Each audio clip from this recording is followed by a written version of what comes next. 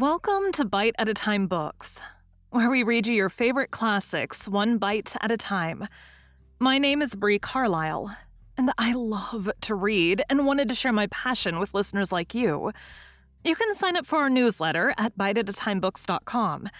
You'll also find our new t-shirts in the shop, including podcast shirts and quote shirts from your favorite classic novels. Be sure to follow my show on your favorite podcast platform so you get all the new episodes. We're part of the Bite at a Time Books Productions Network. If you'd also like to hear what inspired your favorite classic author to write their novels, and what was going on in the world at the time, check out the Bite at a Time Books Behind the Story podcast, wherever you listen to podcasts. Today we'll be continuing Les Miserables by Victor Hugo. Chapter 3, Light and Shadow. Enjolras had been to make a reconnaissance. He had made his way out through Mondétour Lane, gliding along close to the houses.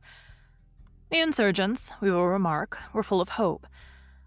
The manner in which they had repulsed the attack of the preceding night had caused them to almost disdain in advance the attack at dawn. They waited for it with a smile.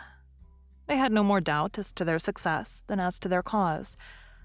Moreover, succor was evidently on the way to them. They reckoned on it. With that facility of triumphant prophecy, which is one of the sources of strength in the French combatant, they divided the day which was at hand into 3 distinct phases. At 6 o'clock in the morning, a regiment, which had been labored with, would turn, at noon, the insurrection of all Paris. At sunset, revolution. They heard the alarm bell of St. Mary, which had not been silent for an instant since the night before. A proof that the other barricade, the great one, Jean's, still held out. All these hopes were exchanged between the different groups in a sort of gay and formidable whisper which resembled the warlike hum of a hive of bees. Enjolras reappeared. He returned from his somber eagle flight into outer darkness. He listened for a moment to all this joy with folded arms and one hand on his mouth.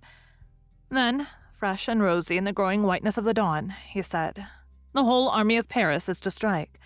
A third of the army is bearing down upon the barricades in which you are now. There is the National Guard in addition. I have picked out the shakos of the 5th of the line and of the standard-bearers of the 6th Legion. In 1 hour, you'll be attacked. As for the populace, it was seething yesterday. Today, it is not stirring. There is nothing to expect, nothing to hope for, neither from a faubourg nor from a regiment. You are abandoned." These words fell upon the buzzing of the groups, and produced on them the effect caused on a swarm of bees by the first drops of a storm. A moment of indescribable silence ensued, in which death might have been heard flitting by. The moment was brief. A voice, from the obscurest depths of the groups, shouted to Enjolras, "So be it. Let us raise the barricade to a height of 20 feet, and let us all remain in it. Citizens, let us offer the protests of corpses. Let us show that if the people abandon the Republicans do not abandon the people." These words freed the thought of all from the painful cloud of individual anxieties. It was hailed with an enthusiastic acclamation. No one ever has known the name of the man who spoke thus. He was some unknown blouse-wearer, a stranger, a man forgotten, a passing hero, that great anonymous always mingled in human crises and in social geniuses, who, at a given moment, utters in a supreme fashion the decisive word, and who vanishes into the shadows after having represented for a minute, in a lightning flash, the people and God. This inexorable resolution so thoroughly impregnated the air of the 6th of June, 1832, that almost at the very same hour, on the barricade St. Mary, the insurgents were raising that clamor which has become a matter of history, and which has been consigned to the documents in the case. What matters it whether they come to our assistance or not? Let us get ourselves killed here, to the very last man. As the reader sees, the 2 barricades, though materially isolated, were in communication with each other. Thank you for joining Bite at a Time Books today, while we read a bite of one of your favorite classics. Again, my name is Bree Carlile, and I hope you come back tomorrow for the next bite of Les Miserables. Don't forget, you can sign up for our newsletter at biteatatimebooks.com, and while you're there, check out our t-shirt shop. You can look in the show notes or on our website, biteatatimebooks.com, for the rest of the links for our show. We'd love to hear from you on social media. You can find us everywhere at Bite at a Time Books.